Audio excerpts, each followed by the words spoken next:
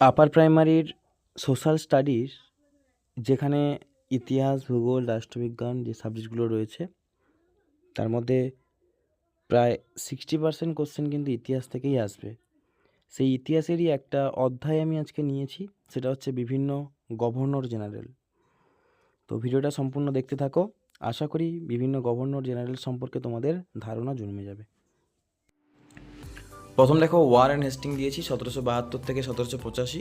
গুরুত্বপূর্ণ কয়েকটা পয়েন্ট আমি দিয়েছি, এই পয়েন্টগুলো তোমরা খেয়াল রাখবে, আশা করি এর বাইরে দেবে না। দেখো, বাংলার শেষ গভর্নর ছিলেন ইনি 1772-এ, এবং বাংলার প্রথম গভর্নর জেনারেল 1773-এ।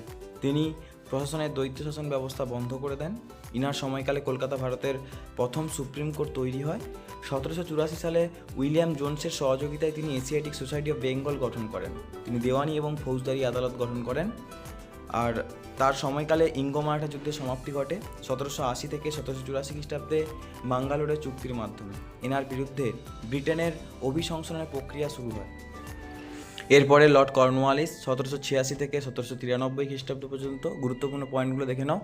বাংলায় চিরস্থায়ী বন্দোবস্ত শুরু করেন। তিনি জেলা বিচারকের পদ সৃষ্টি করেন। তিনি ভারতের সিভিল সার্ভিসের জনক হিসেবে পরিচিত। তিনি পুলিশ সংস্কার গ্রহণ করেন।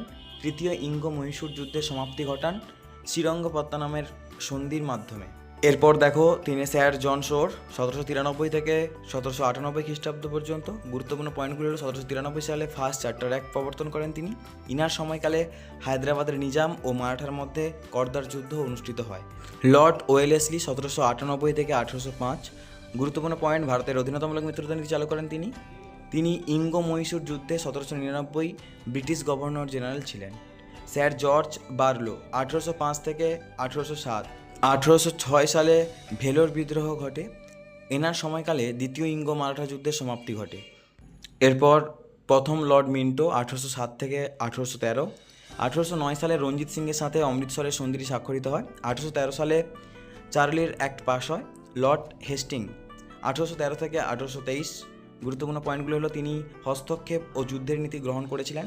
1816 সালে গোর্খাদের সঙ্গে সাঙ্গীর চুক্তি স্বাক্ষরিত হয়। তিনি টমাসের সহযোগিতায় মাদ্রাসে রোটারি সেটেলমেন্ট চালু করেন। 1817 সালে পেশোয়াদের সাথে পুনা চুক্তি স্বাক্ষরিত হয়। 1817 থেকে 1818 সালে তিনি পিন্ডারদের দমন করেন। এরপর লর্ড আমহার্স্ট 1813 থেকে 1828। গুরুত্বপূর্ণ পয়েন্টগুলো হলো, 1826 সালে গন্ডাপোর সন্ধি স্বাক্ষরিত করেন। এনার সময়কালে প্রথম ইঙ্গ বর্মা যুদ্ধটি হয়েছিল। ইনি 1826 সালে ভরতপুর রাজ্য দখল করে। লর্ড উইলিয়াম বেন্টিং 1828 থেকে 1834। বাংলার শেষ গভর্নর জেনারেল, ভারতের প্রথম গভর্নর জেনারেল। তিনি 1829 সালে সতীদাহ প্রথা বিলুপ্ত করেন।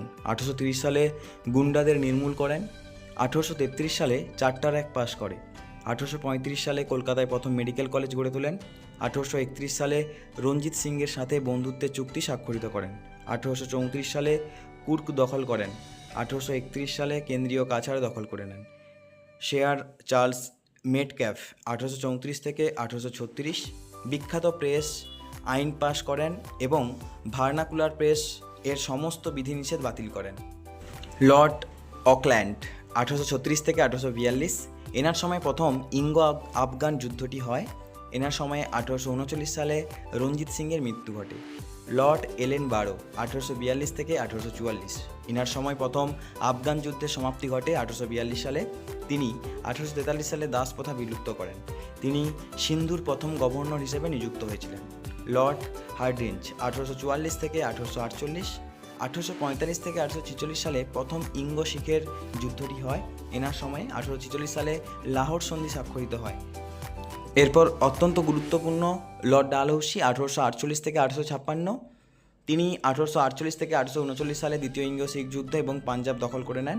খেতাব ও পেনশন বিলুপ্ত করেন। বিধবা পুনর্বিবাহ আইন তৈরি করেন বা পাশ করেন তিনি। ভ্রান্তির মতবাদ প্রবর্তন করেন। 1854 সালে উইডস এডুকেশনাল ডেসপ্যাচ, অর্থাৎ উডের ডেসপ্যাচ যেটা। এবার 1853 সালে রেলওয়ে, টেলিগ্রাফ এবং পোস্টাল সিস্টেম চালু করেন। রুড়কিতে ইঞ্জিনিয়ারিং কলেজ স্থাপন করেন। দ্বিতীয় ইঙ্গ বর্মার যুদ্ধ হয়। সাঁওতাল বিদ্রোহ ঘটে এনার আমলে। Charter act of 1853।